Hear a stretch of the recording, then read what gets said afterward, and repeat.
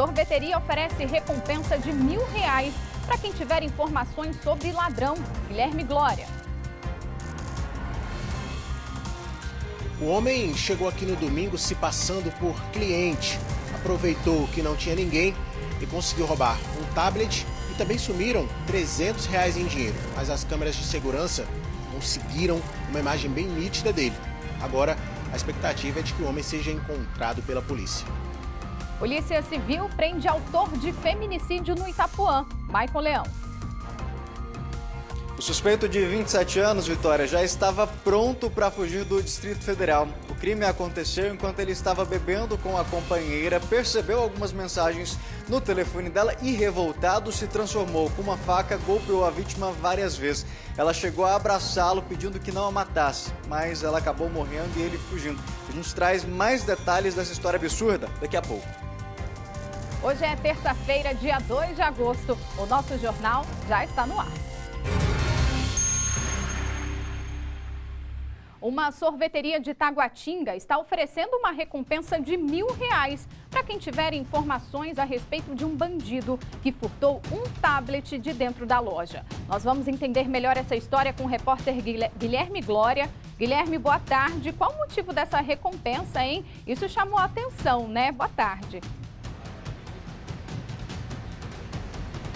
Boa tarde, Vicky. Boa tarde a todos que estão acompanhando. Olha só, por que está tendo essa recompensa, já que quem acompanhou agora na entrada do jornal, como a gente falou, foram furtados um tablet e R$ 300 em dinheiro. Por que uma recompensa de R$ 1.000? Vamos lá. Esse tablet tem um valor aí de aproximadamente R$ 2.700. Só que tem um detalhe. Dentro desse tablet tem diversas informações, tanto do estabelecimento quanto de clientes também. A gente vai entrando aqui na sorveteria e você vai vendo ali os proprietários aqui, ó. O que aconteceu? A Ana, que está aqui, ela é proprietária junto com o esposo dela e no domingo geralmente ficam os dois. Só que nesse domingo a Ana precisou se ausentar, ficou apenas o marido dela. E aí ele, tanto atendendo os clientes aqui, quanto trabalhando também com as pessoas que fazem a revenda dos sorvetes. A gente está aqui na QSD 25, lote 1, aqui em Taguatinga Sul. E aí, esse homem chegou se passando por cliente, viu que não tinha ninguém no momento aqui e chegou por aqui por perto. A gente vem aproximando aqui, o Rogério vai mostrar, porque ele chegou exatamente nessa posição. Só que tem um detalhe, ali a câmera de segurança estava flagrando tudo, mas ele não se intimidou. No vídeo capturado pela câmera, dá para ver que ele chega por aqui e o tablet utilizado pelos proprietários, ele estava por aqui. O homem pega o tablet rapidamente, dá uma olhada, ele até chega a titubear, parece que não vai levar nada, mas depois que ele pega, ele sai correndo, porque ele ouve um barulho lá dentro. Vou até pedir para a Ana vir para cá, se for possível, Ana, para a gente conversar um pouquinho com você, porque nesse momento ele saiu porque ouviu algum barulho, só que pouco tempo depois o pessoal percebeu que tinha sumido o tablet aqui. Boa tarde, quando vocês perceberam que tinha sumido, vocês já pensaram, opa, vamos acionar a polícia, não é isso? Sim, foi isso que aconteceu. A gente ligou para o 190, passei 3 minutos na ligação com o policial. Passei os dados, passei a cor, passei a cor da camiseta, toda a vestimenta do moço que furtou. Disseram que ia mandar uma viatura, mas até hoje não passou nenhuma viatura aqui na porta. Isso que a gente fica de manhã até a noite, até o final da noite, mas não tivemos nenhum retorno. E vale ressaltar o seguinte, tem 26 anos que essa sorveteria que vem passando de família, né? Vem passando de geração, 26 anos que essa sorveteria tá aqui, nunca tinha acontecido isso. E como a gente conversava, você tem notado, e as pessoas aqui têm notado, que uma onda de violência, de furtos e assaltos tem chegado por aqui em Taguatinga Sul, né? Sim, até eu tive retorno no Taguatinga da Depressão, que é uma página daqui de Taguatinga. Uma cliente nossa viu, falou também que o carro dela tinha sido furtado há 3 dias atrás. Ontem também, quando eu fui atrás de outras câmeras para ver se eu achava mais informação sobre o moço, encontrei 2 moças. Haviam sido assaltadas no mesmo dia, assim que ele estava passando pela QSD 39. Uma mulher grávida e outra moça haviam sido assaltadas. Vamos lá, quem reconhecer esse homem aí e puder ajudar vocês, tem uma recompensa de R$1.000 aí, porque esse tablet e as informações que estão lá são extremamente importantes para vocês, né? Sim, isso. A gente está tentando pelo menos recuperar esse tablet, né? Porque não pelo bem material, e sim pelo que tem nele, né? Pelas informações dos nossos clientes e até nossas mesmo. Vocês fizeram o registro do boletim de ocorrência pela delegacia virtual. Estão na expectativa agora de receber algum retorno da polícia? Nesse boletim vocês já mandaram essas imagens também. A expectativa é de que com essa imagem, que dá para mostrar nitidamente quem é esse homem, ele seja preso o quanto antes. Vocês querem recuperar também esse tablet? Os dois, né? A gente quer que ele seja detido, né? Pela polícia, com certeza, para poder evitar, né? Mais furtos, né? E também que a gente consiga recuperar o quanto antes o tablet, mesmo a gente às vezes sabendo que talvez não vamos conseguir, né? Um detalhe que é importante a gente contar também para você que está em casa, inclusive, o pessoal, como a Ana falou aqui, eles ligaram para a polícia. A viatura não chegou. Vocês tentaram, inclusive, fazer uma ronda por conta própria aqui para encontrar o homem, porque não puderam contar com o apoio da polícia, né? Sim. Um amigo nosso, eu também e mais algum pessoal, uns moradores aqui da Redondeza, todo mundo tá de olho. Também todo mundo prestou ajuda para poder encontrar, para poder até passar em outros locais para deixar a foto dele registrada. Ok, muito obrigado, viu, Ana? A gente espera que esse homem seja encontrado também. Foi aqui, ó, onde aconteceu tudo. Felizmente, tinha câmera. Lá dentro, onde o homem também entrou, infelizmente a câmera não estava funcionando, mas essa aqui pôde flagrar, realmente mostrar a imagem bem nítida desse homem. E a gente fica na expectativa. Se você tem alguma informação, entre em contato com a nossa produção, passa aí os detalhes que você sabe pra gente. É claro, também você pode denunciar diretamente para a polícia, que com certeza já está trabalhando nesse caso. Vitória, voltamos com você. É revoltante, né, Guilherme? O empresário ter que oferecer aí R$1.000 para tentar ter esse equipamento de volta. Imagina só, né? Já passou por todo esse constrangimento, ter que ir atrás, imagina rodar a cidade aí atrás de um bandido, ter ali a imagem desse homem nas câmeras de segurança e ainda está oferecendo R$1.000 para tentar recuperar esse equipamento, esse tablet, como essa empresária disse, né? Tem muitas informações preciosas aí da loja. Então, quem tiver qualquer informação, como o Guilherme disse aí, pode ajudar ligando no 197 ou entrando em contato até mesmo com os empresários aqui, com a nossa produção, porque olha só, o bandido não tem vergonha nenhuma, entra na loja, vai até o caixa, puxa o tablet, olha só a imagem desse homem. Então, quem tiver qualquer informação, ajuda essa empresária, porque a gente sabe que tá difícil, né, ser empresário aqui no nosso país. Obrigada, Guilherme. E a Polícia Civil do DF, junto com a Polícia Civil do Estado de São Paulo e a Polícia Federal, realizaram na manhã de hoje a operação chamada Não Sejam Laranja. A ação foi para desarticular um esquema criminoso de fraudes em contas bancárias eletrônicas. Nós vamos falar ao vivo agora com o delegado Giancarlo Giuliani, que é o responsável por essa investigação. Doutor Giancarlo, boa tarde, obrigada aqui pela participação. Parece que o valor total desse prejuízo foi de 18 milhões de reais, né? Boa tarde, senhor. Boa tarde, Vitória. É um prazer estar aqui no programa. Pois é, o valor geral da fraude é esse, não é? E aqui no Distrito Federal a gente calculou um valor aproximado de 290 mil reais, que veio para cá, para a conta de Laranjas, viu, Vitória? E mandados de busca e apreensão foram cumpridos aqui no DF, né, doutor? Exatamente. A partir de informações da Polícia Federal, a gente cumpriu 4 mandados na manhã de hoje, não é? Aqui no Distrito Federal, de fraudes que foram feitas contra vítimas de Minas Gerais e Recife. E o dinheiro veio aqui para o Distrito Federal, para a conta do Distrito Federal. Foram cumpridos hoje de manhã, Vitória. Sim, essa associação criminosa selecionava essas pessoas que tinham conhecimento que estariam tendo as contas utilizadas por um esquema criminoso? Vitória, as pessoas sabem que a sua conta está sendo utilizada, não é? Porque elas são remuneradas por isso, né?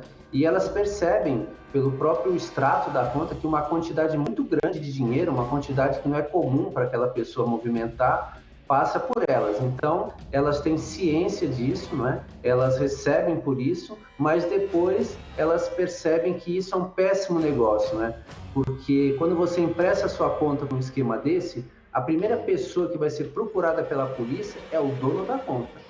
Então, esse dinheiro que ela recebe, não, de forma alguma, vai pagar o problema que ela vai ter com a justiça depois para limpar o seu nome e poder usar o sistema bancário novamente. Sim, até porque é bom a gente reforçar, né, que esse tipo de atitude é crime também, né?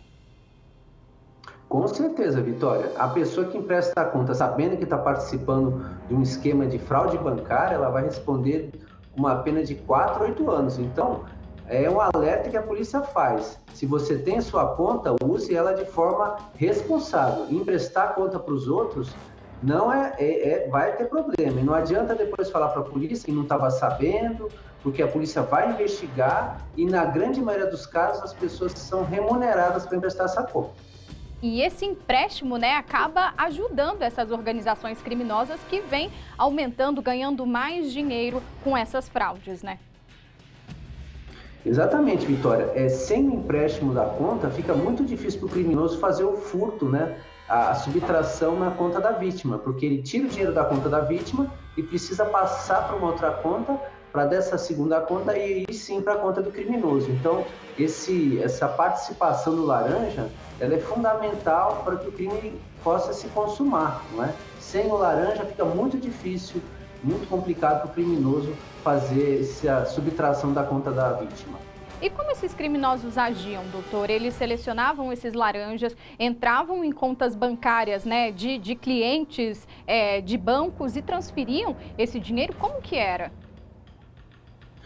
Olha, Vitória, o criminoso, existem várias pessoas envolvidas nesse crime, não é?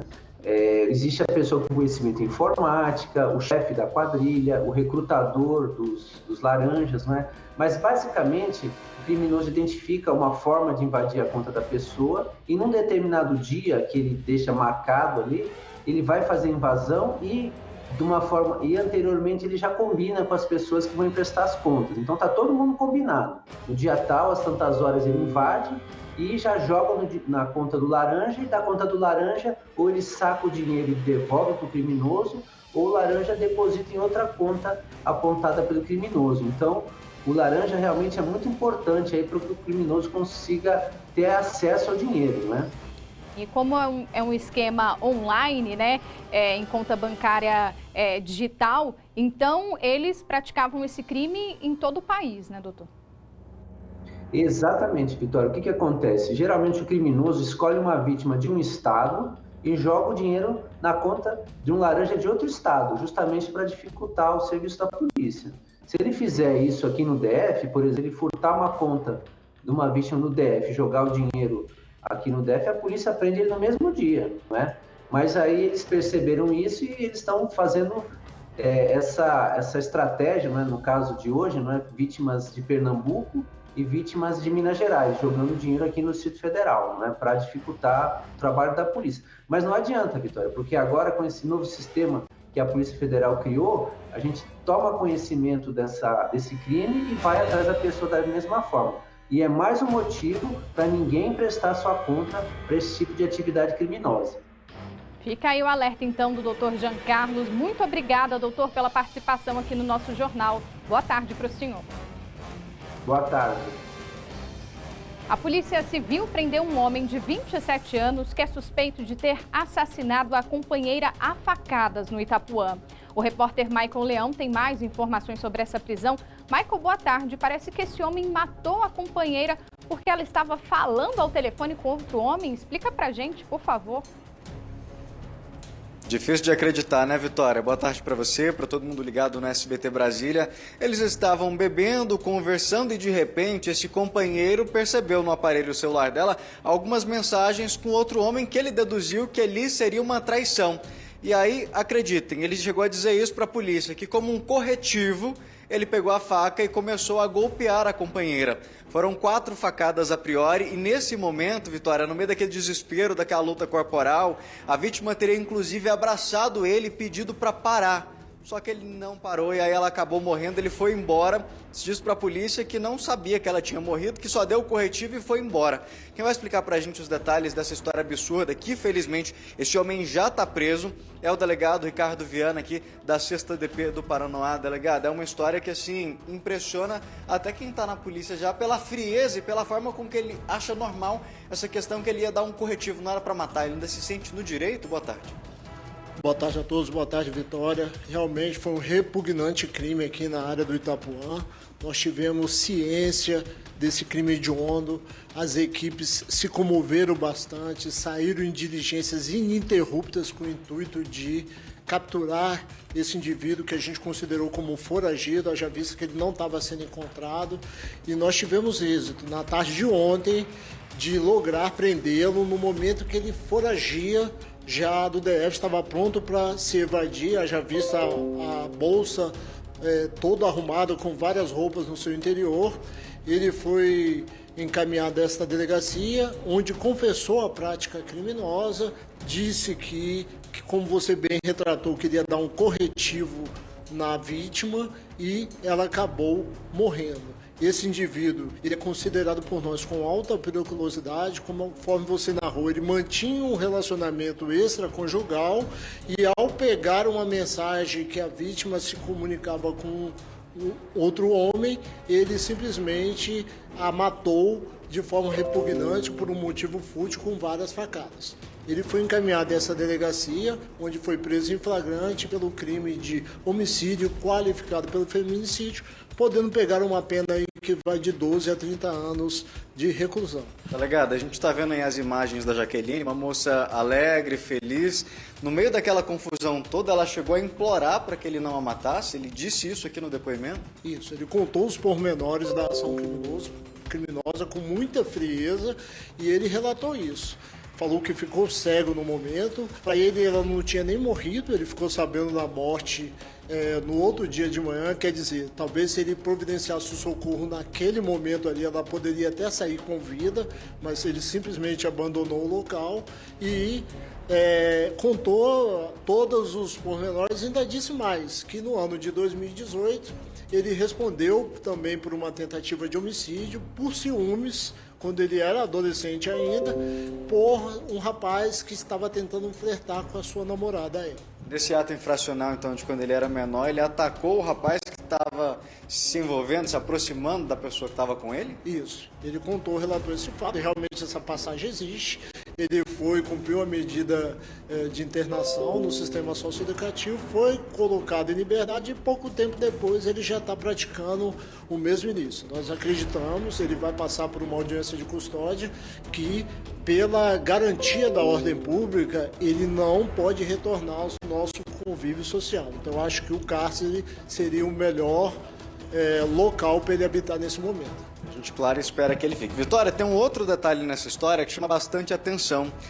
Tudo teria sido motivado pelo ciúme, pelo suposto envolvimento da Jaqueline, a vítima fatal, com outro homem, mas depois de cometer esse crime, de esfaquear a companheira, ele ligou para uma outra mulher com quem ele mantinha um relacionamento também, e aí ela teria dado suporte para ele na fuga, doutor? Foi isso mesmo? Sim, essa mulher ela foi trazida aqui para a 6ª DP, autuada pelo crime de favorecimento pessoal, haja vista que ela sabia do crime que ele tinha cometido e o ajudou na fuga. Cabe ressaltar que esse segundo relacionamento, essa segunda mulher está grávida dele. Então, assim, uma situação bem conflituosa que a delegacia conseguiu cessar a atividade criminosa desse suspeito aí. É uma situação que deixa todo mundo consternado e revoltado. Mas um outro detalhe que chama a atenção, apesar da Jaqueline estar junto com ele já há cerca de 2 anos, isso segundo o depoimento do suspeito aqui na delegacia, Vitória, eles estavam morando junto apenas há cerca de 3 semanas, delegado? Sim. Um relacionamento, segundo ele, que já durava. Segundo ele, ela também sabia desse outro relacionamento que ele mantinha com outra mulher, mas passaram a conviver no mesmo lar por 3 semanas. E depois disso, culminou com esse hediondo crime aí que a gente está apurando. Doutor, muito obrigado pela participação do senhor aqui no SBT Brasília. É uma daquelas histórias, né, Vitória, que chocam a gente e o principal, chamar a atenção principalmente para as mulheres, que muitas vezes a gente fala direto aqui, ninguém decide matar do dia para a noite. Sempre tem primeiro um sinal, é um empurrão, é um tom de voz que aumenta. A gente entrou em contato com a Secretaria de Segurança Pública para pedir alguns dados e olha, de janeiro a junho desse ano, foram 7 feminicídios registrados aqui no Distrito Federal, 52% deles utilizando arma de fogo. E a maioria, quase 80%, motivado justamente pelo ciúme, Vitória. Então, é aquela história que o mal, a gente sempre fala aqui, no primeiro empurrão, no primeiro grito, é hora de você falar, ó, dá um basta, sai fora, procura a ajuda da polícia, porque para acontecer igual aconteceu com a Jaqueline, é questão de minutos, momentos. É uma situação que se transforma em uma tragédia. Eles já se conheciam há 2 anos, mas passaram a morar junto em 3 semanas. Foi o suficiente para que ela perdesse a vida nessa situação trágica e revoltante, né, Vitória? A mulher precisa pedir ajuda, precisa ter ali uma rede de apoio, porque ela é vítima, né? Ela tem que ter a consciência que ela é vítima, está sendo vítima de um criminoso e pode terminar aí, como o Michael mostrou. O delegado também passou todas as informações desse caso revoltante e ainda, né, uma outra companheira desse homem ajudar nesse crime. É triste, né, Michael? Obrigada, viu, pelas informações. E parece até notícia repetida. Quase todos os dias nós estamos noticiando aqui acidentes envolvendo motoristas embriagados. Dessa vez, um jovem de 25 anos que estava sob efeito de álcool e sem habilitação perdeu o controle do carro e bateu em outros 4 veículos que estavam estacionados na Avenida Hélio Prates, em Taguatinga. Nós vamos falar ao vivo agora com a repórter Vanessa Vitória, que vai trazer mais detalhes para a gente. VV, boa tarde. Parece que esse rapaz admitiu para a polícia que tinha bebido antes de dirigir, né? Olá, Vitória, boa tarde para você, boa tarde para todo mundo. Pois é, admitiu sim, viu? Só que tem um cenário aí que acabou fazendo com que esse teor alcoólico dele diminuísse. Então, quando ele fez o teste do bafômetro, aí não tinha mais aquele tanto de álcool no sangue aí, e aí foi a infração administrativa. Ele acabou assinando um termo e sendo liberado, indo para casa. A gente sempre fala que a combinação álcool e volante já é perigosa, imagina para um inabilitado. Vicky, deixa eu atualizar para vocês como é que foi isso. Isso aconteceu na sexta-feira, por volta de 11h50 da manhã, bem aqui na Avenida Hélio Prates. Bem movimentada, inclusive, nesse momento não está tendo a movimentação de carros, porque o semáforo está fechado, mas quando abre ali é uma muvuca de carro para lá e para cá, né? Nesse sentido e no sentido oposto. Então aqui esse carro veio no movimento. Vicky, deu menos de 2 segundos o tempo. O que acontece? Exatamente onde está posicionado o nosso repórter cinematográfico, tinha no momento ali na sexta-feira, as imagens só foram divulgadas hoje, por isso a gente está trazendo essa atualização. Tinha um carro ali com uma carretinha, que fica um reboque preso. Para desviar, estava nesse ponto aí, exatamente onde o Magno está mostrando. Para desviar, o que aconteceu? Disse o amigo desse condutor, que ele estava acompanhado de um amigo, que ele dormiu, perdeu o controle da direção, que o amigo tentou até pegar o controle, retomar o controle, e para desviar de atingir direto a carretinha e o carro, que inclusive tinha pessoas dentro, jogou o carro para cá. E aí pegou geral, Vicky. Foram 4 automóveis que foram atingidos aqui. Graças a Deus, por sorte, não tinha vítima, né? Ele poderia sim ter acabado atingindo alguém. O que ele fez? Quando o carro dele chegou ali, correu, saiu correndo, foi embora. Correu mais ou menos uns 800 metros aqui. O pessoal correu atrás, lógico, depois de uma cena dessa. E aqui, por ser uma área comercial, vou até inclusive entrar na loja, Vicky, porque 2 veículos são de funcionários aqui da loja. Os outros 2 são de clientes da loja ao lado, que estacionaram por aqui. A facilidade, né, de colocar o carro na vaga e entrar na loja, e ninguém imaginava que pudesse acontecer uma coisa dessas. E aí, uma dessas proprietárias de carros atingidos é a Luciana. O carro dela é o último que é atingido. É o veículo vermelho. Estava estacionado ali. Luciana faz isso há mais de 10 anos, porque ela trabalha aqui. Luciana, boa tarde para você. Você não esperava, nunca esperou que um carro desgovernado, dirigido aí, conduzido por um motorista inabilitado, pudesse fazer o que fez, né? Nunca imaginei. Do tempo que eu trabalho aqui, nunca aconteceu nada parecido. Foi um baita susto, um barulhão danado e um prejuízo financeiro para você. Sim. Graças a Deus não teve vítima. É o prejuízo financeiro, né? Para cada um que vai ter que arcar com essa despesa, porque ele não tem condições de pagar e vai sobrar para cada um que teve o veículo atingido pagar a dívida. E aí todo mundo que eu conversei aqui disse que era visível o estado de embriaguez, que esse condutor, inclusive, teria passado a noite em uma festa, teria saído de casa à tarde no dia anterior e estaria circulando por aqui porque estava voltando de uma festa. Então todo mundo notou ali a situação de embriaguez dele, porém demorou para ter o teste do bafômetro. Como é que foi? Desde o momento da batida, ele foge, o pessoal traz ele de volta até a chegada. Demorou? Isso, o acidente aconteceu por volta de meio-dia. E aí, como ele viu aquele tanto de gente falando que ia chamar a polícia, aí ele tentou fugir. O pessoal pegou, a PM chegou, ele ficou preso. Eu sei que o Detran chegou por volta de duas e pouquinho para fazer o bafômetro. Aí já não deu a quantidade que tinha que dar para poder ele ser preso, né? Assim, entre meio-dia e 2 horas, foram 2 horas, além da corrida que ele deu, tudo. Então, acho que deu tempo de sair um pouco do álcool que estava, né? E é exatamente isso, nas informações, inclusive preliminares da própria polícia, que ele teria, sim, confessado que teria bebido exatamente como você falou, vi que aí no início, quando você chamou o nosso link. E aí o que acontece? Os pais vieram para cá, disseram que ele tem uma criança pequena, que ele não tem condições de pagar, enfim.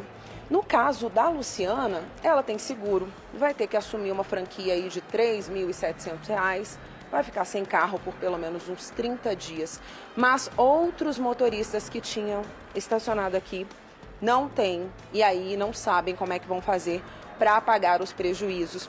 Inclusive, eu conversei aqui na loja tanto com a Luciana quanto com a Fran, que é a gerente aqui. Nesse momento ela não está ao vivo com a gente porque ela está resolvendo uma questão burocrática, mas é muito interessante porque ela aparece nas imagens. Inclusive, só um minutinho, viu, Lu? Eu vou mostrar aqui, quem vai mostrar para a gente é o Magno, que nesse ponto tem um corrimão de uma escada.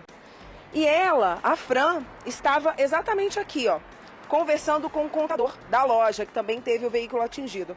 Ele estava posicionado ali por questão de minutos. Ele estava bem nesse degrau, aqui virado de frente para a Fran, de costas para a via, e a Fran aqui conversando com ele. Nas imagens é possível ver que quando o carro chega, o automóvel preto atinge os outros, a Fran chega a puxar o contador pelo braço. E o que ela me contou, inclusive, vocês vão poder assistir essa reportagem no SBT Brasília, segunda edição, às 7h20 da noite. O que ela me contou? Vanessa, foi por minutos. Era para ele ter descido e entrado no carro. Se ele tivesse feito isso, com certeza ele teria sido atingido. E aí o prejuízo não seria só financeiro. Como a Luciana falou, ele fez o teste do bafômetro, foi constatada assim a embriaguez, mas numa quantidade bem menor, Vicky, não o suficiente para que ele ficasse preso. Então ele pagou ali multa e saiu da delegacia. Esse caso é investigado pela 17ª Delegacia de Polícia, que fica aqui em Taguatinga, aqui pertinho.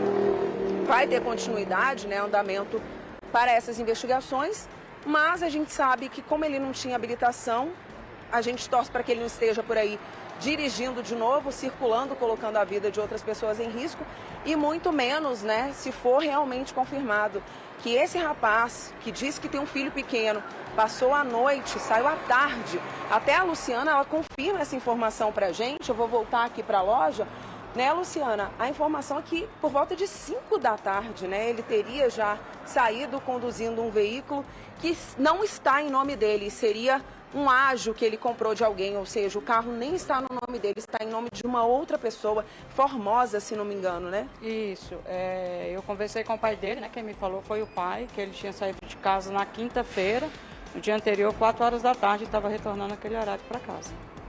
E imagina, Vicky, esse tempo todo na rua, dirigindo sem habilitação, consumiu álcool, confirmou inclusive, com um amigo e saíram ilesos. Os dois não se machucaram, né? Tanto que a Luciana me falou que parece que o amigo dele teve ferimentos bem leves. Ele não, ele saiu foi correndo. Saiu foi correndo.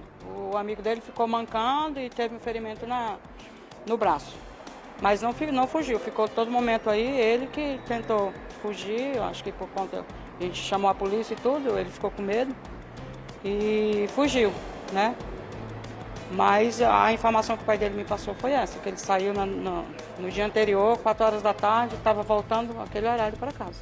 Vocês não têm nem esperança de receber os prejuízos financeiros aí que vocês vão ter, né?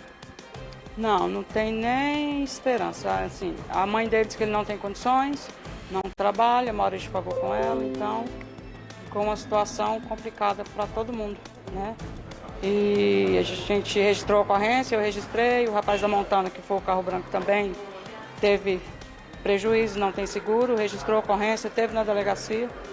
Agora a gente vai abrir um processo para ver se ele pelo menos responde, né, judicialmente, porque financeiramente cada um vai ter que arcar com o seu.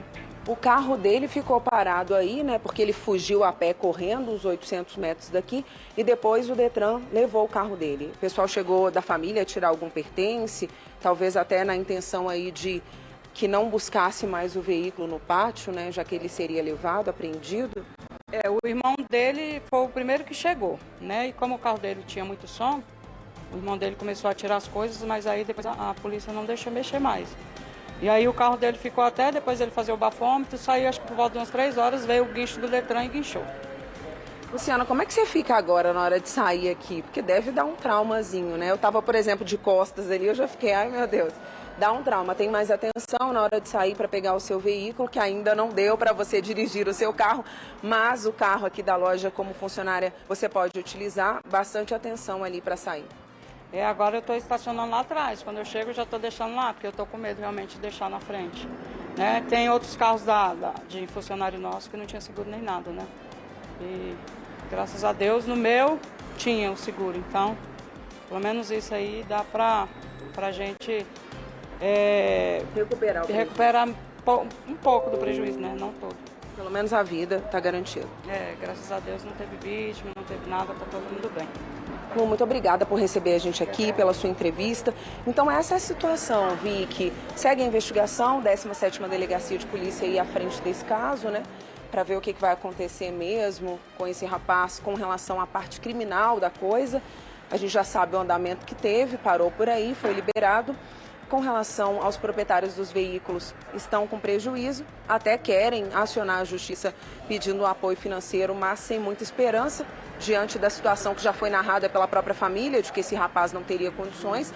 Mas o grande alerta que a gente faz mesmo, independentemente de uma via movimentada como a gente tem aqui na Hélio Prates, é essa situação de que o condutor assume o risco, né? Quando ele bebe e dirige, ele assume o risco de tudo que ele faz. Ainda mais uma pessoa sem habilitação, não tinha aí autorização para dirigir.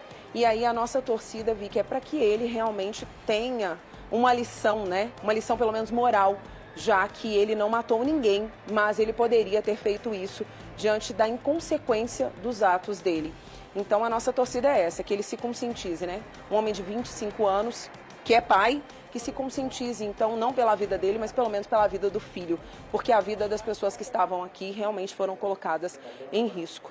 Eu volto com você, Vicky. Sim, VV, uma irresponsabilidade atrás da outra, né? A gente estava comentando aqui no estúdio sobre as imagens, né? Esse casal, como você disse, a gerente e o contador, que estavam ali na hora dessa batida, desse acidente. E, como você disse, né, o contador estava descendo para ir até o carro dele, que foi atingido por esse motorista, esse carro descontrolado. E aí, então, imagina só como essa tragédia, né, poderia ter sido uma tragédia.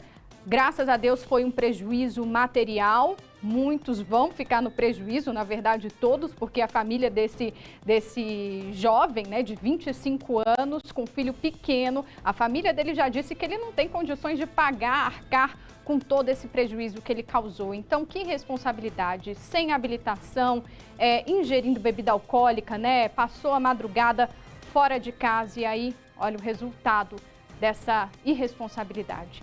Obrigada, VV, pelas informações. E ontem, pessoal, a gente já havia falado aqui no jornal do caso de um motociclista de 26 anos que morreu depois de ser atropelado por um motorista embriagado na BR-060, ali perto de Samambaia. A polícia encontrou várias garrafas de bebida alcoólica ali na cena do acidente. O diretor de policiamento e fiscalização de trânsito do Detran DF, Glauber Peixoto, está ao vivo agora aqui com a gente para falar sobre esses registros aqui no Distrito Federal. Glauber, obrigada pela participação. Parece que existe uma sensação, né, de que nada vai acontecer com esses motoristas irresponsáveis. O senhor acredita que o sistema punitivo de trânsito ainda é muito brando? Boa tarde. Boa tarde, Vitória. Boa tarde aos que nos assistem. Realmente, né, é preocupante esses registros. Né, mostram que muitas pessoas ainda confiam na impunidade, né, deveriam estar preocupadas, como a própria família falou, né, no caso mostrado. É uma situação que ele tem filho pequeno e ele poderia, num acidente grave, acidente com certa velocidade, né, em 3 veículos, poder tirar da vida de outro filho, de um pai de família, de uma mãe de família. Então, é muito importante realmente que a pessoa tenha ciência o tempo todo, né? E não pratique atitudes imprudentes como são essas aí identificadas na seção dessa imagem. Então é muito preocupante, né? A mesma coisa que a gente vê, essa, né, preocupação com o filho por ser pequeno, poderia ter sido pior se tivesse atingido a pessoa inocente e causado, né, o óbito dessas pessoas. Sim. As equipes do Detran ficam sempre ali em pontos estratégicos quando vão montar uma barreira de fiscalização, blitz. Como que vocês analisam os locais, né, para conseguir identificar esses motoristas? O Departamento de Trânsito, né, também pode falar da Polícia Militar, o próprio DR, todos vêm a fiscalização.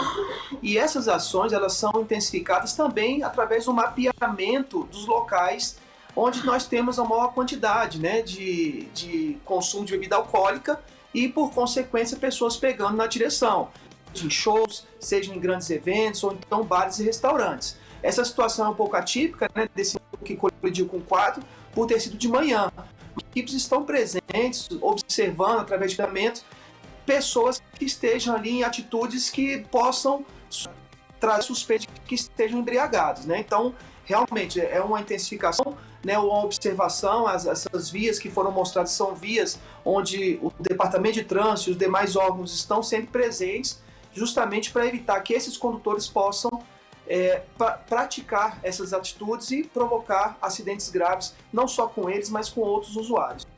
Esse tipo de situação, né, foi durante o dia, meio-dia de sexta-feira, não tinha ali um esquema montado, porque não tinha nenhum evento, nem nada previsto. O Detran, quando é chamado, já leva ali um bafômetro. Como que é feito esse primeiro atendimento de ocorrência desse tipo? Nesse caso, o Departamento de Trânsito chegou para dar o apoio à Polícia Militar, né? Então a viatura deslocou para buscar o etilômetro e, ao pegar ali com máxima brevidade, deslocou ao local. Esse condutor, ele foi autuado, né, como foi dito na reportagem, ele foi autuado pela alcoolemia, né, dirigir alcoolizado, ele foi autuado também por não ser habilitado e o veículo não estava licenciado, foi removido, né? Então, os procedimentos da parte administrativa do Departamento de Trânsito foram feitos justamente para que ele possa ser penalizado pelas suas atitudes. E, Glauber, existe perfil desses motoristas que insistem, né, em beber e dirigir? Sim, a grande maioria, né, em torno de 90% é do sexo masculino, né, são homens. Né, nós temos aí uma faixa de 20 a 35 anos com maior incidência, né, mas infelizmente nós temos aí casos menos, mas nós temos casos de mulheres, de mais idade também. Então, na verdade, todos os condutores, aquele habilitado, ou até mesmo aqueles condutores mais antigos, eles precisam se preocupar, né? É uma atitude que os dados comprovam, né? É um de morte no trânsito. Então, a preocupação tem que ser grande, pode ser com o condutor, pode ser algum passageiro do veículo, mesmo pessoas, terceiros, né, usuários da via, estão ali no caso aí, trabalhando, né, e podendo aí, numa fração de segundos, perder a vida por conta dessas atitudes. Glauber, muito obrigada pela participação do senhor aqui no nosso jornal. Eu agradeço muito aqui pelo apoio, tá? Obrigada. Boa tarde a todos. O Tribunal Superior Eleitoral recebeu nesta segunda-feira os 2 primeiros registros de candidaturas à presidência da República. O PROS registrou a candidatura do empresário Pablo Marçal, confirmada na convenção do partido domingo em Brasília. A candidatura a vice ainda não foi definida. O Partido Comunista Brasileiro registrou no TSE a candidatura da professora e economista Sofia Manzano, com o sindicalista Antônio Alves como vice. Também no domingo, em São Paulo, o PSTU confirmou a candidatura da operária Vera Lúcia à presidência. Ela já tinha sido candidata pelo partido em 2018. A vice na chapa é a indígena Cunã Iporã, conhecida como Raquel Tremembé. Já o candidato do União Brasil, Luciano Bivar, anunciou que desistiu de concorrer ao Palácio do Planalto. A surpresa ficou por conta do lançamento, nesta segunda, da candidatura à presidência do ex-deputado federal Roberto Jefferson pelo PTB. Jefferson cumpre prisão domiciliar, acusado de fazer parte de uma organização criminosa que teria agido com a finalidade de atentar contra o Estado Democrático de Direito. O prazo dado pelo Tribunal Superior Eleitoral para a realização das convenções pelos partidos termina na próxima sexta-feira. Por isso, a semana é decisiva para as siglas que ainda precisam definir o nome do vice. Ciro Gomes, do PDT, já disse que o nome do parceiro de chapa será do próprio partido. Já Simone Tebet, do MDB, terá como vice o nome do PSDB. No encontro com empresários em São Paulo, Tebet disse que a vice será uma mulher, mas ainda não confirmou o nome que vem sendo cotado, o da senadora Mara Gabrilli, do PSDB. O ex-presidente Michel Temer esteve na sede do SBT em São Paulo e comentou as negociações do MDB. Eu tenho tido informações que me são passadas pelo Baleia Rossi, presidente do partido, que o nome da senadora Mara Gabrilli estava sendo cogitado. De modo que nestes próximos dias haverá uma solução referentemente à vice. O presidente Jair Bolsonaro, candidato à reeleição pelo PL, não teve agenda de campanha. O ex-presidente Lula, candidato do PT, não compareceu a eventos públicos nesta segunda. Faltam apenas 2 meses para as eleições que vão decidir os rumos do nosso país nos próximos 4 anos.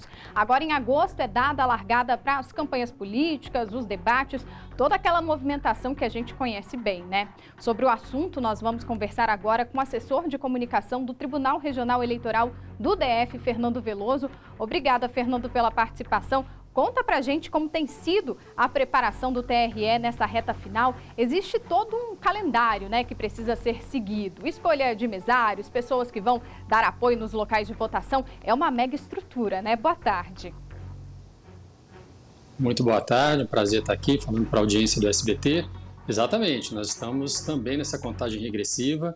É uma operação que envolve toda a nossa força de trabalho e são vários detalhes que devem ser acompanhados agora, como, por exemplo, a vistoria de todos os locais de votação para saber se estão em condições de receber as sessões eleitorais para o dia de votação. Sim, é nesse mês também que é feito o registro, né, das pessoas que vão disputar aí as eleições, né, nossos candidatos. Isso, essa é uma fase também de grande importância, né? Sem candidato não tem eleição. Então, estão abertas os registros de candidatura, já foi feita uma reunião com os partidos políticos para que eles entendessem os procedimentos e os protocolos a serem adotados para a questão de registro das candidaturas, e a expectativa agora é grande, que um grande número de candidatos se apresentem. Sim, e a informatização de todo o sistema vai ser um destaque aí dessas eleições? Sim, as nossas eleições já são informatizadas, né? Historicamente, elas acontecem de maneira, como sabemos, muito transparente, muito seguras, muito diligentes e céleres. Então, nossa expectativa é que, mais uma vez, principalmente agora contando com algumas urnas novas, um modelo 2020, que tem mais acessibilidade, que tem um software mais robusto, que tem algumas facilidades de apresentação, que a gente consiga ainda uma eleição ainda melhor. Sim, então o eleitor precisa ficar atento, principalmente com as notícias falsas, né? O que o TRE diria agora nessa reta final, como o eleitor deve se preparar? Dá uma dica aí pra gente. Isso é perfeito, de extrema importância. A gente sempre fala que nós brasileiros temos que nos orgulhar do nosso processo eleitoral. É um processo, como eu acabei de falar, muito transparente, muito seguro, que nos dá o resultado de maneira muito rápida e efetiva. Então, caso recebam qualquer tipo de informação que possa ser de desconfiança ou de algum tipo de ataque ao todo o processo eleitoral, verifique a fonte, verifique a origem, não caia nessas armadilhas e, ao contrário, reforce que as nossas eleições são extremamente seguras. Obrigada, Fernando, pela participação aqui no nosso jornal. Foi um prazer recebê-lo. Agradeço e lembro só que estamos ainda com prazo aberto até 18 de agosto para aqueles que querem sessão especial com acessibilidade e para quem pode solicitar o voto em trânsito, porque estará fora do seu local de votação no dia da eleição. Muito obrigada. E na volta do recesso do Judiciário, o presidente do Supremo Tribunal Federal, Luiz Fux, pediu respeito e paz entre os adversários nas eleições. Na primeira sessão do plenário no semestre, o presidente do STF reforçou a defesa do sistema eleitoral brasileiro. Felizmente, nossa democracia conta com um dos sistemas eleitorais mais eficientes, confiáveis e modernos de todo o mundo. Uma justiça eleitoral transparente, compreensível e aberta a todos aqueles que desejam contribuir positivamente para a lisura do prélio eleitoral. Fux destacou ainda a importância dos candidatos não se tratarem como inimigos. Respeitem os seus adversários, que efetivamente não são seus inimigos, confiando na civilidade dos debates e principalmente na paz que nos permita encerrar o ciclo de 2022 sem incidentes. Na reabertura dos trabalhos, o STF também recebeu pedido da Procuradoria-Geral da República para que seja arquivada a investigação contra o presidente Bolsonaro pelo vazamento de um inquérito sigiloso.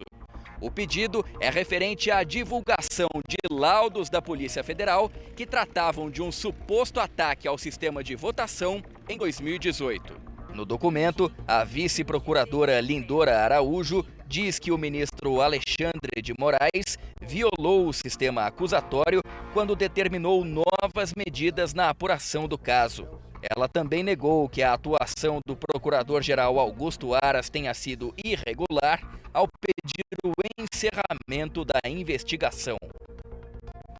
Os atores Giovanna Eubank e Bruno Gagliasso abriram queixa formal na polícia portuguesa contra a mulher acusada de xingar os filhos do casal com ofensas racistas. A partir de agora, as autoridades de Portugal vão investigar o caso, que aconteceu no último sábado em um restaurante na Costa da Caparica.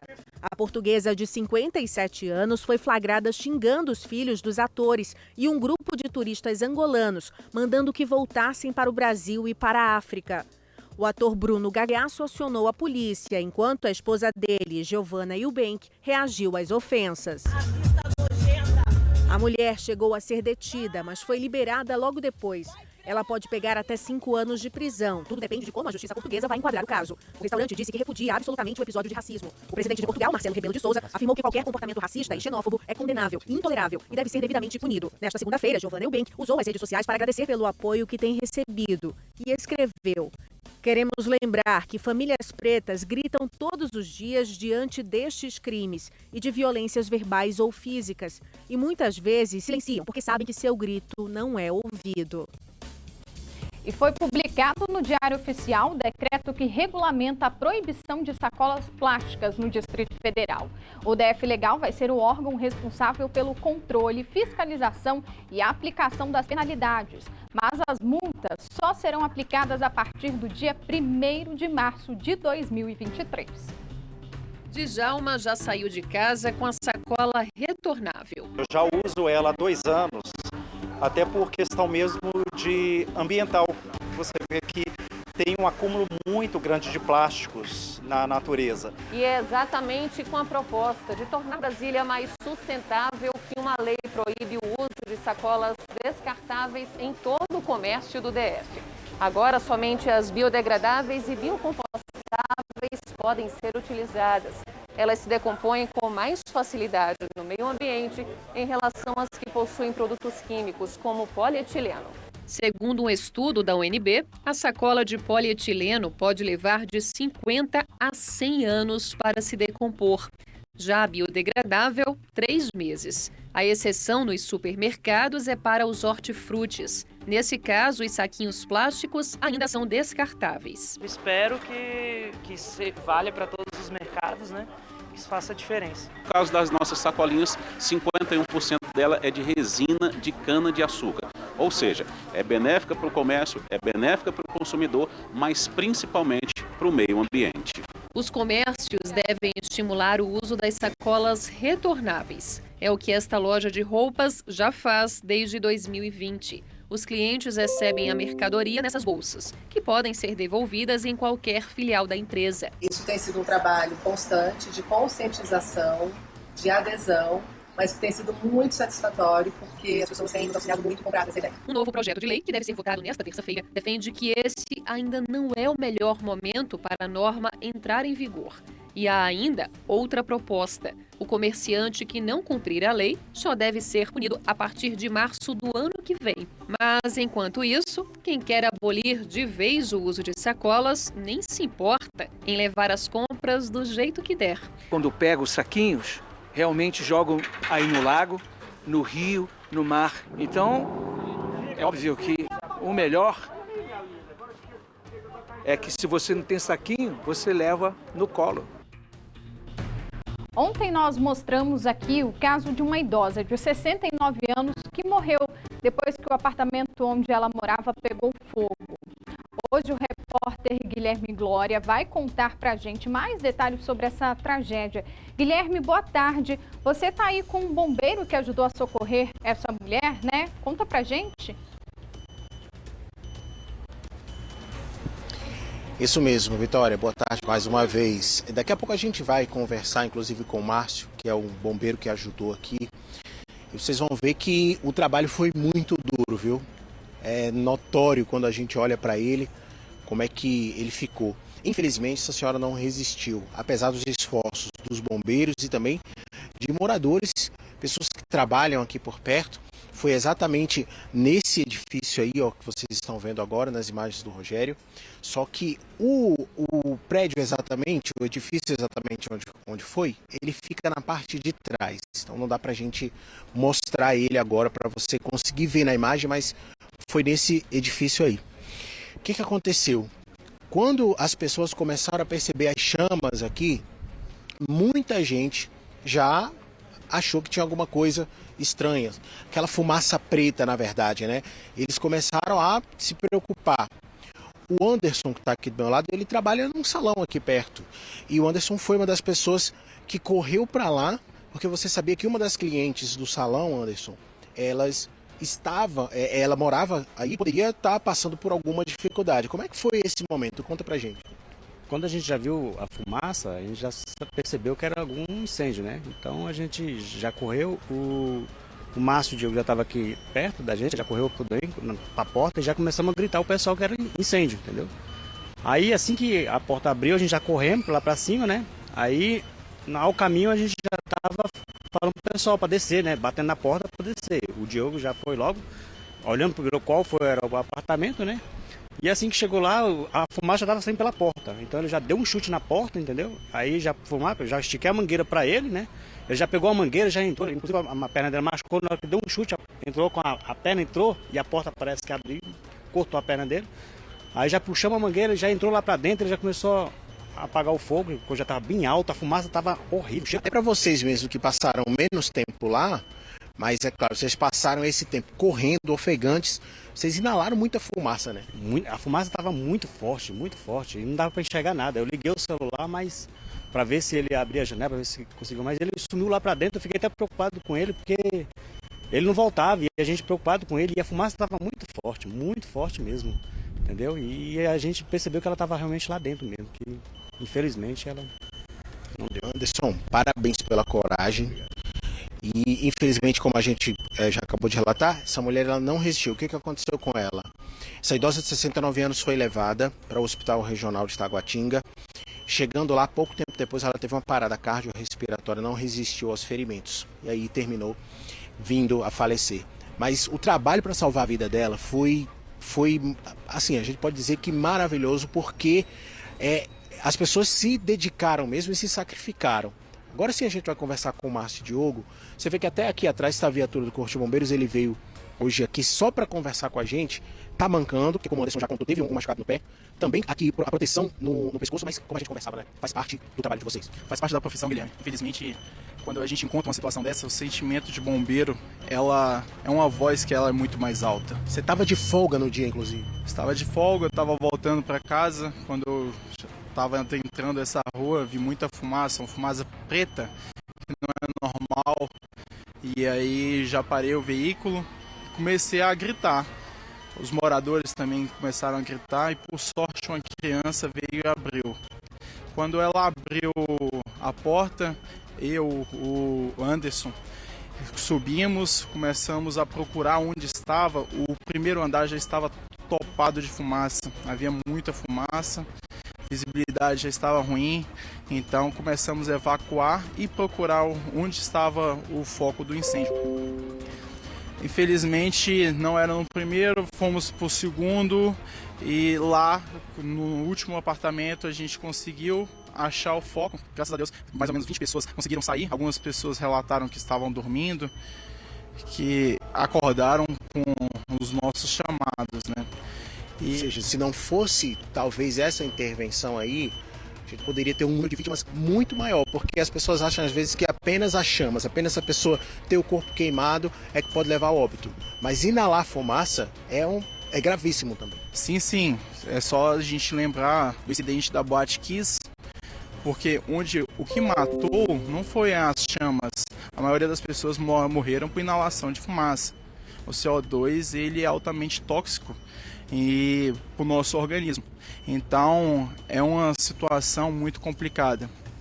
Quando eu adentrei o apartamento, desculpa, Guilherme, que a minha boca fica seca ainda. Quando eu adentrei o apartamento, eu não conseguia ver nada. O Anderson e o síndico e também um colega, o Matheus, eles estavam lá, acabaram que me entregaram no mangueiro. Eu entrei para fazer o combati.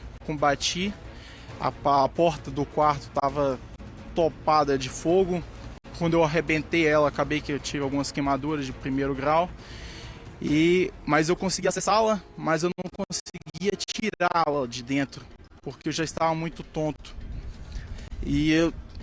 Mas você quer fazer, mas você não consegue. Graças a Deus, quando eu voltei, eu encontrei de cara já a guarnição do 2º GBM, bombeiro aqui de Taguatinga, e eles já de pronto entraram no quarto, fizeram a retirada da vítima e já começamos a fazer os procedimentos de RCP, porque ela estava em parada no momento, e torcemos ela aqui para baixo. Quando torcemos ela aqui para baixo, eu fiquei imensamente feliz porque conseguimos reanimá-la. Mas eu fiquei tonto, também precisei de atendimento, fui hospitalizado e à noite eu fiquei sabendo que infelizmente a senhora veio a óbito. Mas o interessante é que, como você mesmo falou, muitas pessoas... Vou até pedir para o Rogério mostrar mais uma vez, porque olha só como é a arquitetura desse edifício. Imagina a fumaça se espalhando dentro de um desses locais aí, ela facilmente se espalharia também pelos outros. E aí, dependendo do andar, até as pessoas iam ter dificuldade de descer lá. A chegada do Márcio e das outras pessoas também que estiveram aí, gritando para despertar aquelas pessoas que estavam dormindo, foi providencial demais, né? E aí, eu queria te fazer uma pergunta, porque pode servir para qualquer pessoa que está nos assistindo agora, a gente espera que não, mas... No momento em que eu acordo, vejo fumaça na minha casa ou algo assim, o que eu devo fazer primeiro, pensando na minha segurança? Tentar ver onde está o foco para apagar ou correr e buscar ajuda? Primeiramente, o que devemos fazer é ligar o 93 acionar o bombeiro e tentar sair do local. Porque, como você mesmo falou, se tem muita fumaça, você não vai conseguir ficar lá. Você vai ficar tonto, e se você ficar tonto, você vai cair, você nem vai saber. Eu não recordo de muitas coisas, as pessoas me contam muito, porque eu ainda apresento um pouco de falta de memória ainda, mas os vídeos, as recordações vêm voltando com o tempo. Por causa da fumaça. Então a primeira coisa que devemos fazer é ligar 193, acionar o bombeiro e tentar identificar, talvez se for um princípio de incêndio, a gente pode apagar com um extintor, mas temos que tentar analisar o risco. Acima de tudo.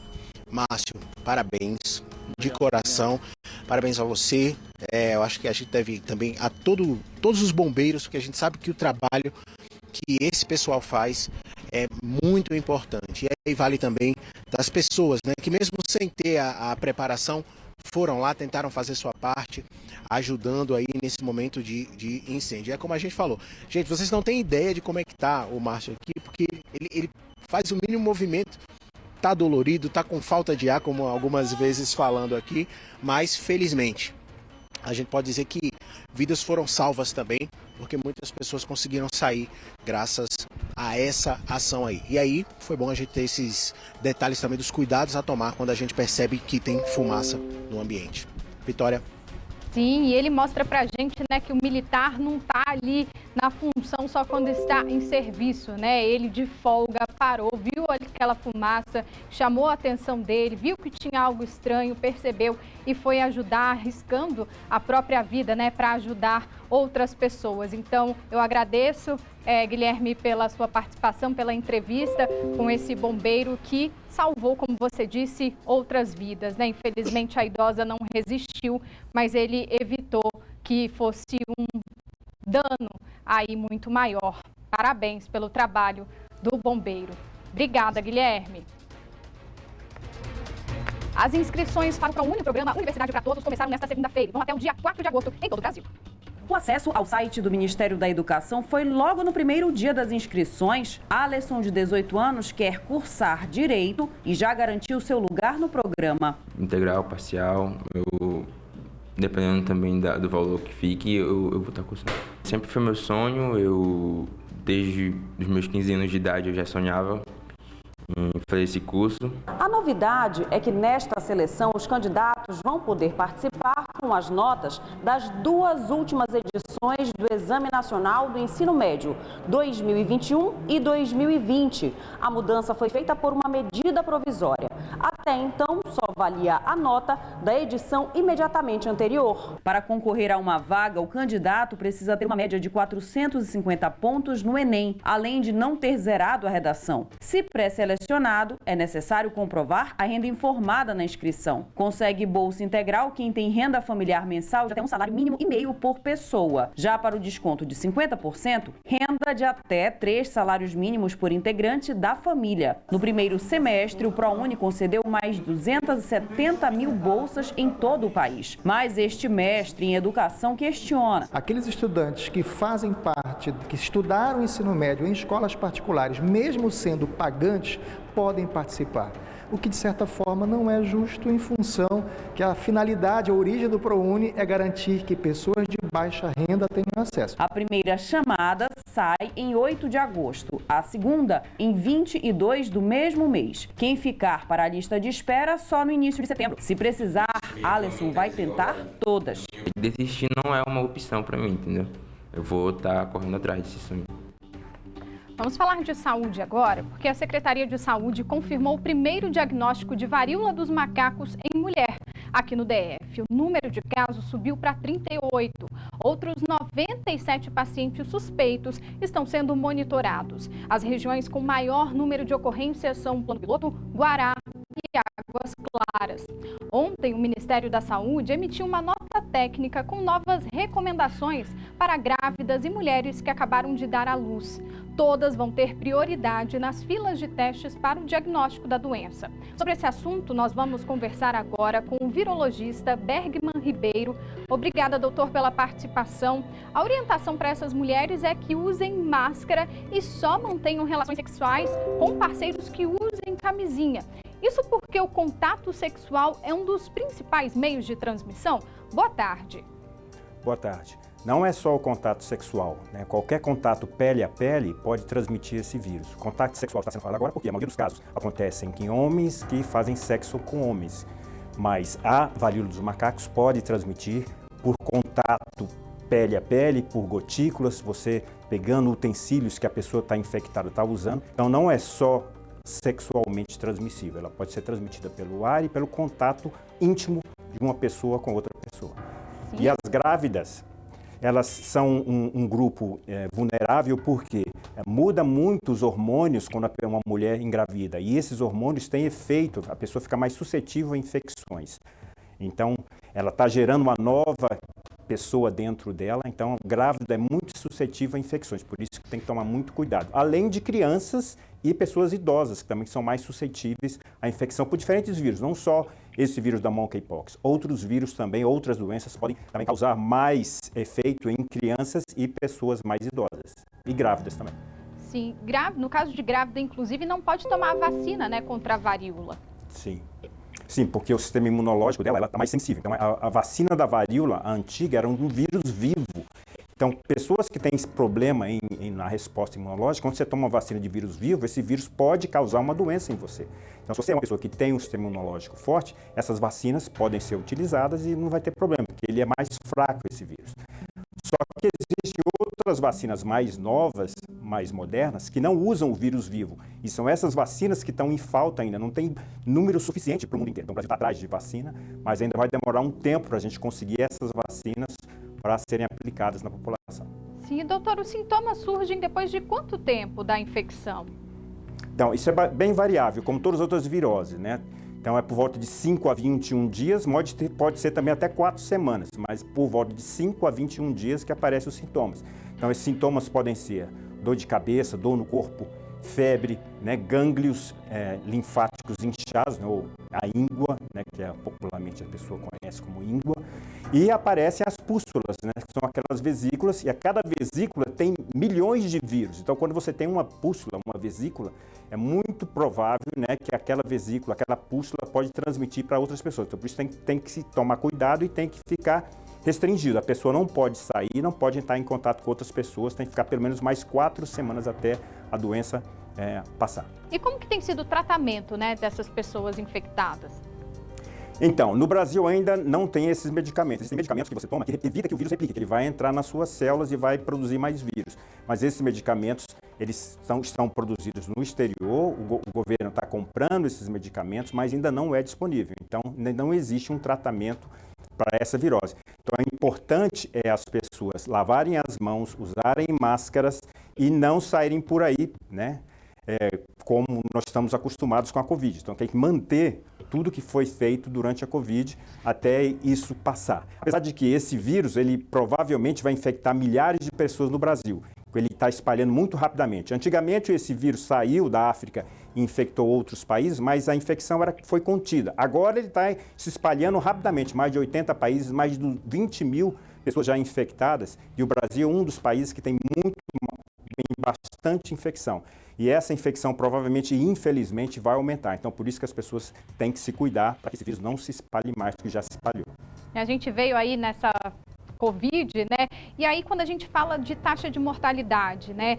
É perigoso também? Causa morte? É mais branda do que a Covid-19 nesse quesito, doutor? Sim, com certeza. Então, o que foi mostrado até agora que esse vírus não mata como a Covid, né? Então, as experiências de infecção na África mostram que esse vírus, especificamente, tem uma taxa de mortalidade de 1%. Mas até agora, né, foram poucas mortes nesses 20 mil contaminados que foram descobertos no mundo inteiro, né? Teve uma morte no Brasil, teve 2 mortes na Espanha. Então, o número de mortes não é alto como a Covid. Então, é uma doença mais branda. E pessoas que foram vacinadas contra esse vírus, né, na década até 78, quando terminou a vacinação, elas podem ainda ter alguma resistência a esse vírus. Eu tenho 58 anos, fui vacinado na década de 70, então por isso que esse vírus ele infecta mais crianças e pessoas que não foram infectadas, né, que não foram vacinadas contra a varíola, por exemplo. Sim, doutor, muito obrigada pelos esclarecimentos, viu? Foi um prazer recebê-lo aqui no nosso jornal para explicar, né? Porque todo mundo fica com medo, mas agora ficou muito bem explicado. Obrigada, doutor. Obrigado a você, foi um prazer.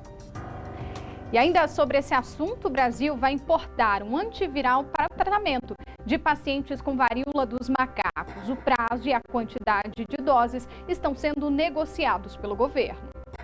O antiviral só será usado em pacientes com quadros mais graves da doença. O ministro da Saúde, Marcelo Queiroga, afirmou que o Brasil vai receber o medicamento Tecovirimat por meio da Organização Pan-Americana de Saúde, para reforçar o combate ao surto da monkeypox, a varíola dos macacos no Brasil.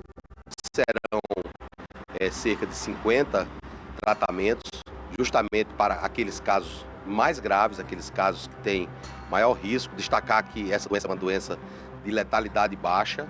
O último balanço mostra que o país tem 1.369 casos confirmados da varíola dos macacos. Os estados com maior número de infectados são São Paulo, Rio de Janeiro e Minas Gerais. O Ministério da Saúde ainda está negociando com a OPAS quando o medicamento chegará ao Brasil.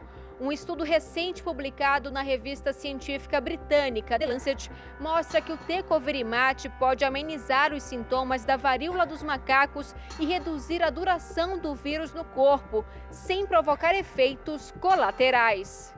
Esta infectologista da Secretaria de Saúde do Distrito Federal acredita que o ideal seria que o medicamento fosse usado no início do contágio, em pacientes do grupo de risco. Pesquisas mostram que ele reduz a replicação viral, ou seja, a multiplicação do vírus. Se os vírus eles não conseguem se multiplicar, eles não conseguem infectar outras células e aí reduz a chance do paciente evoluir para a forma grave.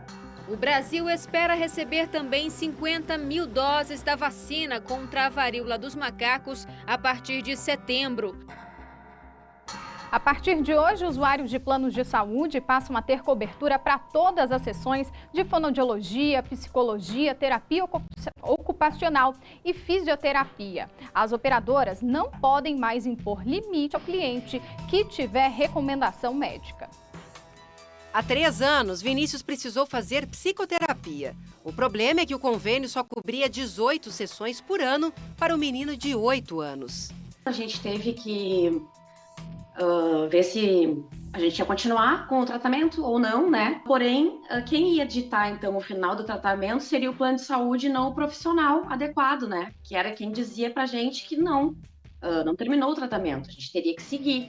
Para evitar a interrupção e garantir o progresso dos tratamentos, esta clínica de fisioterapia oferecia pacotes especiais para pacientes que excediam o limite de sessões. Quando tu estanca ou para o tratamento, tu retorna talvez lá da estaca zero para começar tudo de novo, um trabalho de reabilitação, de reforço muscular, de estabilização, de equilíbrio. Agora, a decisão da Agência Nacional de Saúde Suplementar põe fim ao limite de consultas e sessões com psicólogos, fonoaudiólogos, terapeutas ocupacionais e fisioterapeutas, desde que haja prescrição do médico.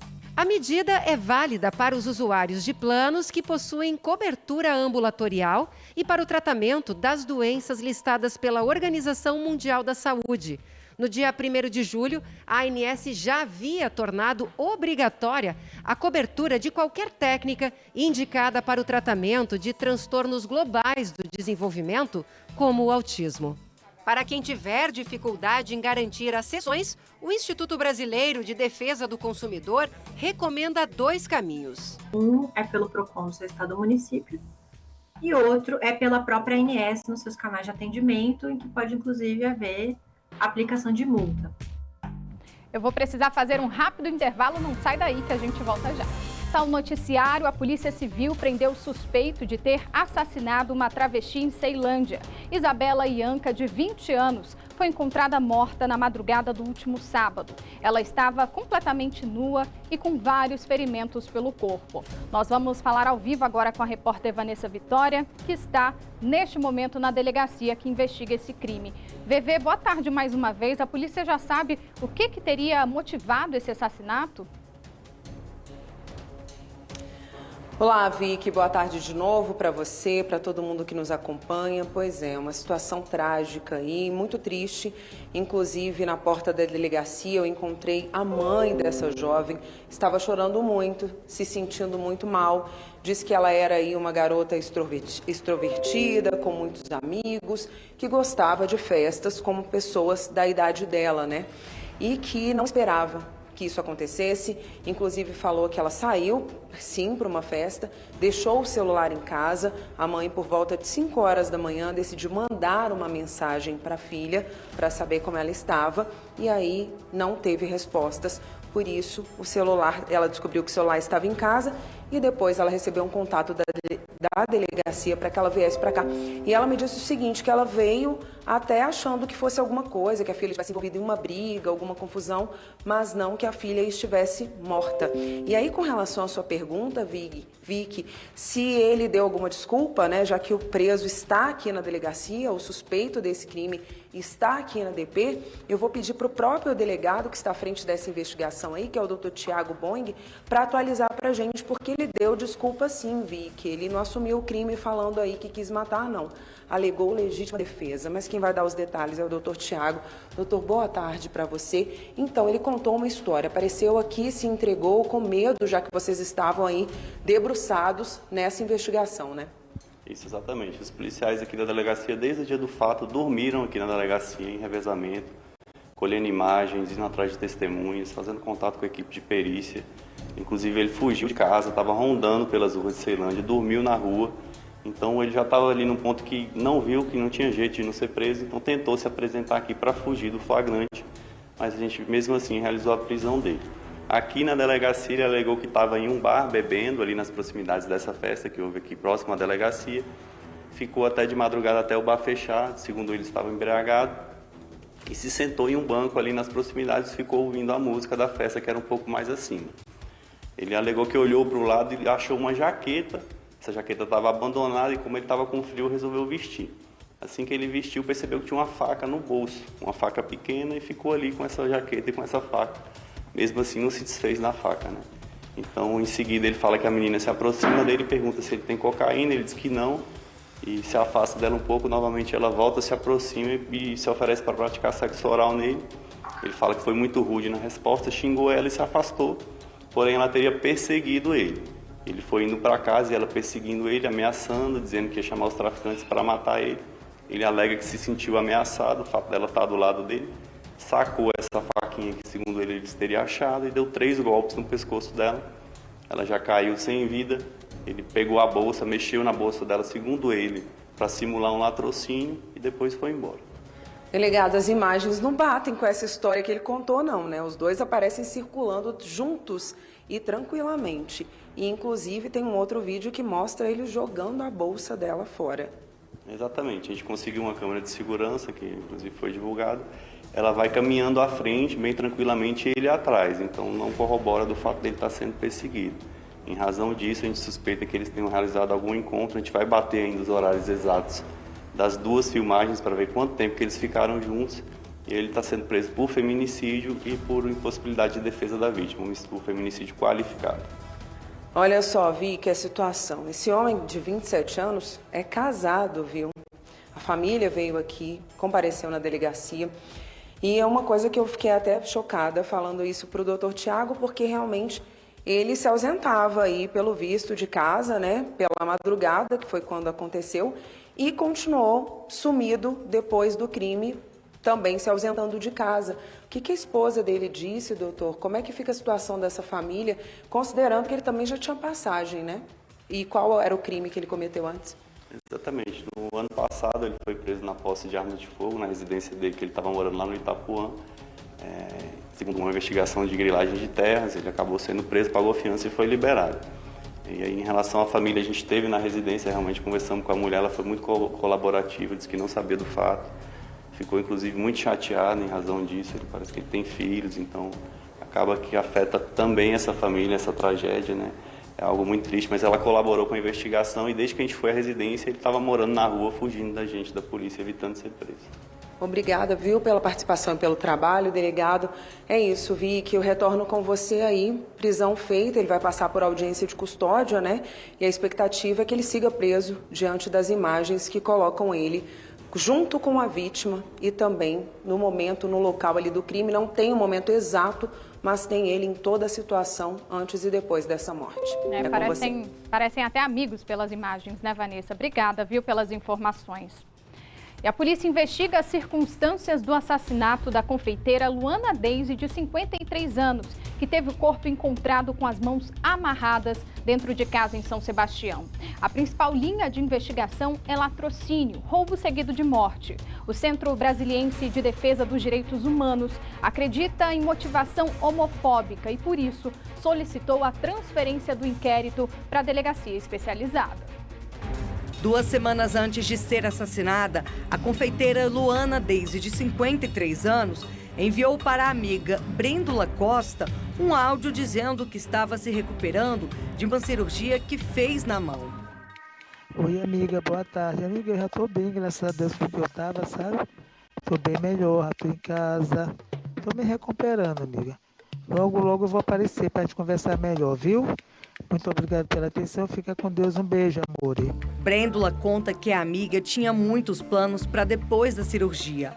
A última vez que Brêndula viu a Luana foi no salão do qual é proprietária. Ela tinha o hábito de vir pelo menos de 15 dias para fazer a sobrancelha, né? Conversar com a gente. Era uma amiga muito próxima, né? Não só uma cliente, mas uma amiga muito próxima do nosso estabelecimento, né? O corpo de Luana Deise foi encontrado no dia 22 de junho, dentro da casa dela, na rua 49 de São Sebastião. Segundo a Polícia Civil, a vítima, que é transexual, estava deitada de bruços na cama, com as mãos amarradas para trás e com marcas de violência. A investigação aponta que a mulher foi estrangulada com um lençol. O celular e o carro que estava estacionado na garagem foram roubados. O veículo foi encontrado abandonado no dia seguinte no centro da cidade. Até hoje, ninguém foi preso pelo crime. O caso está sendo investigado como latrocínio, que é o roubo seguido de morte. Na opinião do ativista Michel Platini, defensor dos direitos LGBTQIA+, a investigação da polícia é falha quando se trata de crimes contra esse público. O Centro DH, o Centro Brasiliense de Defesa dos Direitos Humanos, a entidade que eu presido, realizou recentemente um estudo que demonstra que de quase 400 inquéritos que chegaram até a polícia do Distrito Federal, que tem conotação LGBTfóbica, só 39 viraram inquérito policial. Nós solicitamos, assim que esse crime foi publicizado, que essa investigação fosse transferida para a delegacia especializada, a DECRIM, a delegacia que deveria investigar os crimes de ódio, e isso não aconteceu até hoje. Em nota, a Polícia Civil disse que as diligências investigativas estão em andamento e que tão logo o inquérito chegue à conclusão, as informações serão encaminhadas para a imprensa. O silêncio do Estado coopera para a propagação e o aumento da violência contra essa população, por isso ele é inaceitável e nós exigimos que não só o caso dessa mulher transexual, mas de toda pessoa LGBT que sofre qualquer sorte de violência de ódio, tenha o devido rigor e apuração para que essa sociedade não naturalize esse tipo de violência, esse tipo de crime. Todo o processo ele está em segredo de justiça, então a gente não tem nenhuma abertura para saber como é que está, qual é o andamento, né? Então assim, a gente fica à deriva. Independente de cor, raça, religião, sexo, a gente quer justiça, independente de qualquer coisa. É uma vida que foi tirada de uma família e a gente quer esse pedido de justiça. É isso, Kátia, a única coisa que a família quer e nós como os amigos queremos justiça. A Polícia Civil prendeu 3 homens que tentaram matar o motorista de um caminhão durante um assalto no CIA. Quem vai trazer mais detalhes desse crime pra gente é o repórter Michael Leão. Michael, boa tarde mais uma vez, é com você. Oi, Vitória. Boa tarde novamente para você, para todo mundo ligado no SBT Brasília. Sabe aquelas histórias que muitas vezes a gente pensa que não vai ser elucidada, até o próprio criminoso pensa que já caiu no esquecimento, mas que uma hora aquela conta chega? Essa é uma dessas histórias. O crime aconteceu em julho de 2020, aqui no CIA, como você bem disse. Para ser mais exato, próxima associação de empresários. O motorista do caminhão estava esperando a SEASA abrir para que ele pudesse carregar o caminhão. Tudo isso por volta de 5h30 da manhã, quando ele foi abordado por 3 criminosos.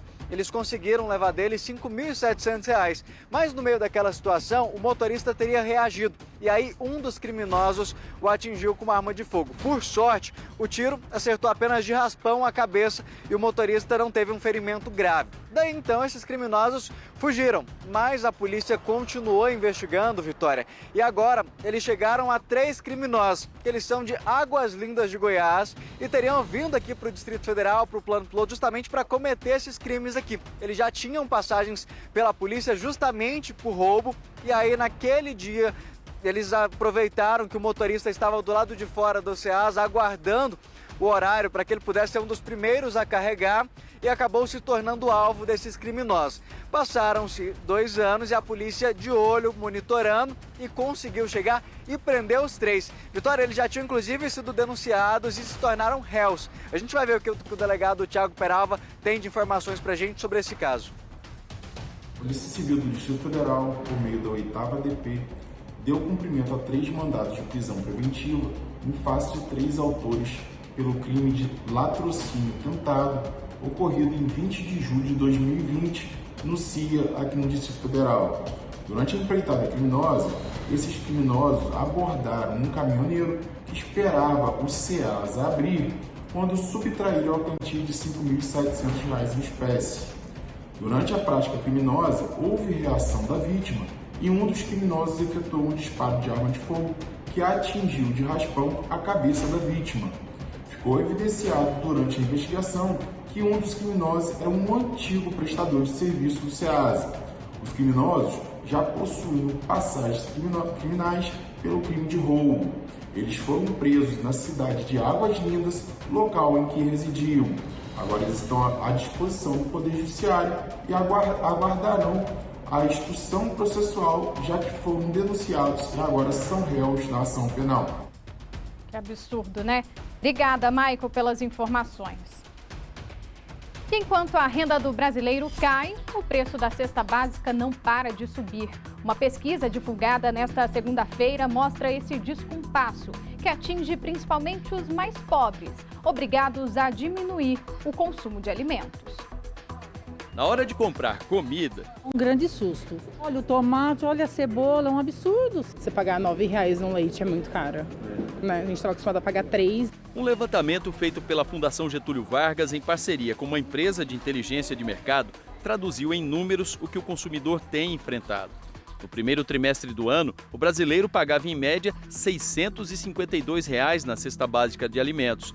Nos 3 meses seguintes, já precisava desembolsar R$ 735, quase 13% a mais. Para demonstrar como a alta dos preços impacta nas nossas vidas, eu fiz aqui 2 carrinhos. Este com todos os produtos que levávamos para casa com o valor da cesta no início do ano. E este outro aqui com o que era possível comprar com o mesmo dinheiro no fim de junho. Dá para ver que a quantidade é menor, né? Em média, 10% menos itens. Segundo uma das responsáveis pela pesquisa, há causas internas e externas, como a guerra entre Rússia e Ucrânia, grandes fornecedores de cereais, além da instabilidade do dólar. Já no Brasil, a inflação elevada e o clima. Esse ano, no início do ano, a gente teve a questão de chuvas torrenciais, no início do verão também, que impactaram bastante nas lavouras. Preços aumentando e o salário do trabalhador caindo. De acordo com a pesquisa nacional por amostra de domicílios feita pelo IBGE, a renda do brasileiro teve queda de 6,5% no primeiro semestre. Maria de Fátima, manicure há 50 anos, precisou fazer alguns ajustes e agora consegue um dinheiro extra com o bico de ajudante geral nesta oficina de costura. Eu fazia umas 65 clientes por mês, de mão, umas 30 de depilação, e agora diminuiu bastante. Diminuiu o trabalho, diminuiu o dinheiro e as coisas aumentando. Esse distanciamento entre salário e preços pode dar uma trégua a partir deste mês, quando começam os pagamentos do pacote social do governo. A expectativa é que no segundo semestre a gente possa ter menos impactos da inflação sobre os alimentos. O Superior Tribunal de Justiça revogou a decisão que permitia ao ex-governador José Roberto Arruda concorrer às eleições deste ano. Ele já havia até anunciado que iria se candidatar a deputado federal na chapa com o governador Ibanez. Em 2009, Arruda foi alvo de operação da Polícia Federal, depois da divulgação de um vídeo em que ele aparece recebendo um dinheiro. Ele foi condenado na época por improbidade administrativa e ficou inelegível. Entramos em contato com o ex-governador e com a defesa dele para saber se vai recorrer da decisão, mas ainda não tivemos retorno. Se está faltando ânimo, para praticar uma atividade física, veja só essa reportagem. Os Centros Olímpicos do DF oferecem vários esportes, alguns que a gente nem conhece direito e onde pessoas com deficiência estão dando um show de disposição, disputando inclusive campeonatos em diferentes modalidades. Olha só. Na cadeira motorizada, o Igor exibe com orgulho as medalhas já conquistadas com a bocha paralímpica. Para-atleta desde 2017, se tornou bicampeão distrital no esporte. Venceu as limitações da deficiência e agora vai disputar a Copa do Brasil de Jovens e o Campeonato Brasileiro de Bocha. Nós, as pessoas com deficiência, podem transformar o mundo e não seguir o comentário de outras pessoas, com deficiência são largadas, são excluídas. Não. Aqui não, aqui é inclusão, aqui é esporte de inclusão, é poder incluir a todos e ajudar a todos. A bocha paralímpica é dividida em 4 categorias de acordo com a limitação dos atletas, que podem ter deficiência intelectual, física ou as duas coisas. Quando há muito comprometimento motor, é permitido ter auxílio durante as partidas. A mãe do Igor é quem acompanha e auxilia o filho nas competições. Essa posição que ela ocupa é chamada de calheira, que é quem posiciona a calha de acordo com as orientações dele. Durante o jogo, ela tem que ficar de costas e precisa de muita sintonia para entender nos detalhes o que o Igor precisa durante a partida. A gente tem uma conexão muito forte, né? Quando ele pensa, eu já sei o que ele pensou. Eu vejo o Igor com futuro brilhante na bocha e representando o nosso país. A concentração e a precisão têm que estar presentes em cada jogada e não dá para contar com a sorte. É muito importante quando o aluno chega para a gente trabalhar a bocha com eles, nós precisamos trabalhar bastante essa parte do foco e da concentração dele. O Distrito Federal tem aproximadamente 50 para-atletas de bocha paralímpica. E eu não resisti e quis experimentar como é esse esporte. A Érica, essa moça aí do meu lado, que também é para-atleta, me deu todas as coordenadas. E não é que eu arrebentei? A Érica ficou até emocionada. Claro que tudo não passou de sorte de principiante. Sorte mesmo foi conhecer esse time que dá um show de bola e de lição de vida. Ai, que demais, né? E hoje tem jogaço das quartas de final da Libertadores aqui no SBT. Por isso, o Theo José gravou um recadinho pra gente. Amigos do SBT, pois é, o jogo dessas quartas de final está se aproximando. Logo mais, às 9h15 da noite, aqui no campo do SBT, a gente tem um super clássico nacional, super clássico sul-americano e, por que não dizer, um super clássico mundial entre Corinthians e Flamengo. O jogo acontece na Neoquímica Arena, na casa do Corinthians, que vai estar abarrotada, vai estar empapuçada, lotada. O Corinthians sabe que precisa fazer o resultado em casa e vem de uma invencibilidade jogando no seu estádio de 18 partidas. Mas sabe também que não é uma missão fácil. O Flamengo, com o Dorival Júnior, cresceu demais e neste momento eu posso dizer que é um time que está voando. sintoma de um grande jogo. E existem ainda dúvidas nas escalações, no Corinthians, na defesa, no meio de campo, no ataque, na equipe do Flamengo, é saber se o Vidal joga ou não no meio de campo. Deve começar o chileno no banco de reservas. Espero vocês, hein? Que jogo é esse? Corinthians e Flamengo, a partir das 9h15, aqui no campo do SBT. Jogaço, hein? A transmissão começa às 9h15 da noite, como o Theo José disse aí. Bom, e a gente fica por aqui. Obrigada pela audiência, obrigada pela companhia. Fica agora com o SBT Esporte. Até amanhã. Tchau.